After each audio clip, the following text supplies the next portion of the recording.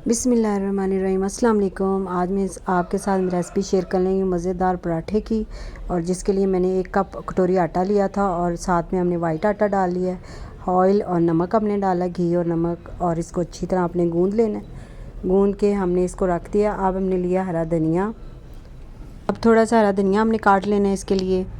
और ये हरा लहसुन, ये भी इसके अंदर हम जाएगा, ये भी काट लेना है। मोटा मोटा आप इसको काट लें।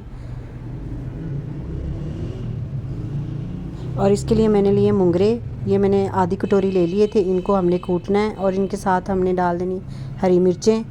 5 हरी मिर्चें हमने डाल दी थी। हरा धनिया डाला है और ये हमने जो हरा लहसुन लिया था ये डाल देना है। नमक डाला है और कुटी लाल मिर्च आपने डाल देनी है। कुटा हुआ खुश्क धनिया डाल के हमने इसको अच्छी तरह कूट लेना है, बारीक कर लेना है।